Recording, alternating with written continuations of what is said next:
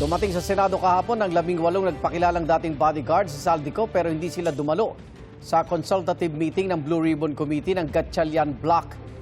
Dadelay daw kasi sila sa pagpasok sa Senado ayon sa abogado nilang si Atty. Levito Baligod. Handa naman daw silang humarap sa pagdinig ng Gatchalian Block basta hindi pangunahan ni Senador Erwin Tulfo. May unang balita si Ian Cruz. Nagsisimula na ang consultative meeting ng Blue Ribbon Committee ng Gatchalian Block kaugnay ng flood control scandal nang dumating sa Senado ang nagpakilalang 18 dating bodyguard ni dating Congressman Zaldico. Kasama nila ang kanilang abogado na si Attorney Levy Baligod. Ito, ang invitasyon nila, hindi naman nila sinabing mag-QR code kami. Tingnan nyo. Pasado alas 10 ng umaga, nagpunta si Senador Robin Padilla sa session hall para hanapin ang mga dating bodyguard ni Ko. 10:08 ng umaga, nakita sila ni Padilla sa lobby na problemado pa rin sa QR code ng mga bisita. Bisita ko sila eh. Dapat yung bisita ng senador hindi hinaharang. Pupunta sila. Pero bakit sa office mo, sir? May press con muna. May Ako ang press con. pumili. Ako ang nag-request. Okay, sir. Sir, punta kayo sa hearing? Punta kayo sa hearing? Pero hindi pa rin sila makaakyat dahil sa mga di-planchadong QR code ng visitors form. 10:43 ng umaga o makaraan ng isang oras ay nakaakyat na sina Baligod. Pero imbes sa session hall, dumiretso sila sa tanggapan ni Padilla para sa isang press con. Kasabay niya na isinasagawa na noon ang consultative meeting. Nakakadismaya na hindi po umattend yung 18 bodyguards, yung kanilang abogado na si Attorney Baligod at si Ginoong Mike Defensor dito sa ating patawag. Ito po ay opisyal na patawag. Wala man ang 18, tinalakay naman ang kanilang joint affidavit. Pinuna ni NBI Director Melvin Matibag ang anyay kahinaan at pabago-bagong testimonya ng mga ito. Ang core allegation na kas ang laman ng maleta ay madalas hearsay lamang. Hindi napatunayan ang mga alegasyon base sa ebidensyang iniharap. Walang sapat na personal knowledge, puro hearsay, walang corroboration at coordinated ang narrative. Si Senador Tito Soto, nakikisimpatya raw sa 18 dahil parang nagagamit daw sila sa naratibong gustong ipalabas ng gumawa ng joint affidavit. Nasingit ako somewhere along this makapal na affidavit na to. And then, nung magbigay ng sinumpaang salaysay, yung mga nabanggit noon, lalo na yung 5, hindi ako binanggit. Pero pagdating nung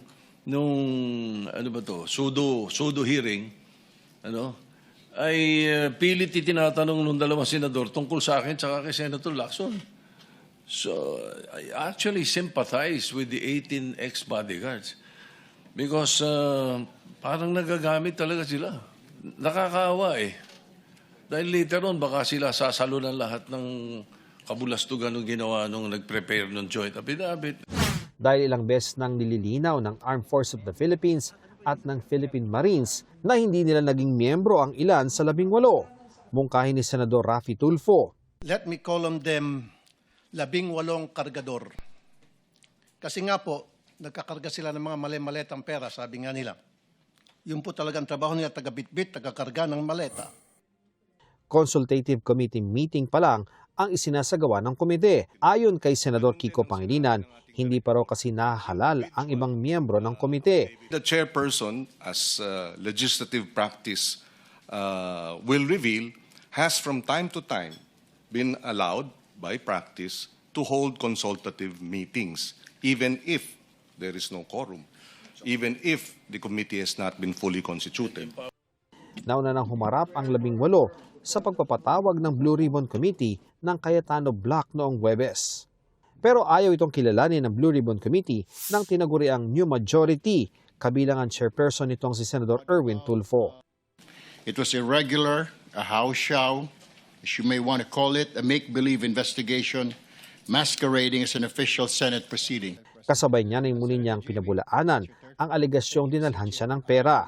Ito po ay walang basihan, walang katotohanan, ni walang naipresentang dokumento, resibo, o anumang konkretong patunay, kundi puro salita lamang.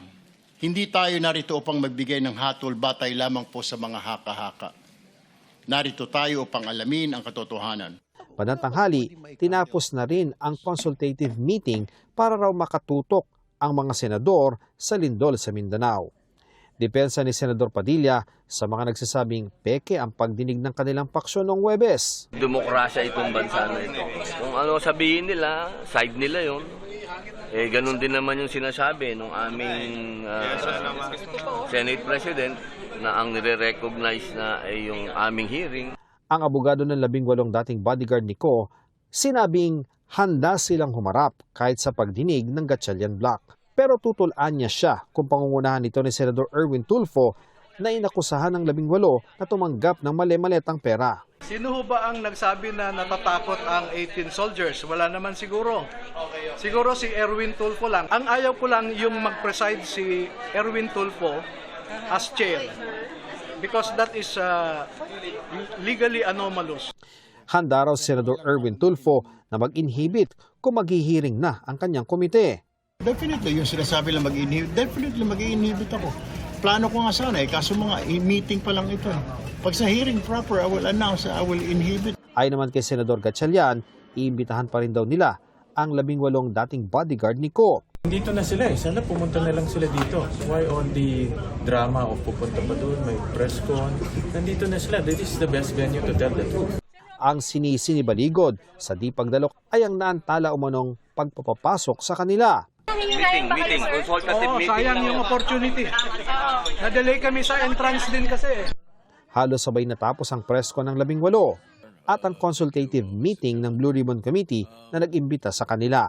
Sa press conference, tinanong si Baligod tungkol kina Senador Mark Villar na nahatiran umano ng mali-maletang pera sa Las Piñas pero di nabanggit noong Huwebes. Nakita nila, sir, na tinanggap mismo ni Senator Mark? Wala po silang sinabi na ganon. Basta pinadala nila sa address na yon. At pagdating po ng masusing pagtatanong ng panel of investigators ng ombudsman, ay dyan po nila maging official na sabihin kung nakita nila o hindi.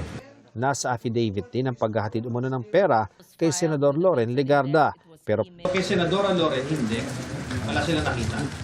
Hindi nila nakita na nakapasok sa gate. Kasi yun yung what they clearly recalled was that pagbaba ni Saldico, nagbukas ang gate, pumasok siya, sinara din yung gate daw. So pati si Mark Tiksay, na usually sumasama sa kanya, naiwan sa labas. pagkatapos ng press con, dumiretso sina Padilla at Baligod sa tanggapan ni Senador Tito Soto. Matapos ang halos isang oras, ay lumabas si Padilla at sinabing si Baligod lang ang kausap ni Soto. Nang lumabas si Baligod, sinabi niyang kaibigan niya si Soto. Anya, ipinaliwanag din niya kay Soto na na-delay sila sa gate ng Senado. Kung ipapatawag daw muli sa pagdinig, ay dadaluan niya ang mga kliyente. May 14 pa raw na dating tauhan din ni Ko ang pwedeng tumistigo. Attorney, malaki ba pasabog nila talaga? Tingin mo? Ayoko munang mag-speculate. Hindi ko alam kung ano yung malaking pasabog o hindi. Basta we will just fulfill our civic duty. But national leaders, nationally elected. Oo. Aabot ang Malacanang, sir? Ang kwan? Kapangalanan? Ayokong, pardon me, no? Ayoko munang mag-speculate. Nais din daw makausap ni Baligod si Tulfo. Ito ang unang balita, Ian Cruz, GMA News.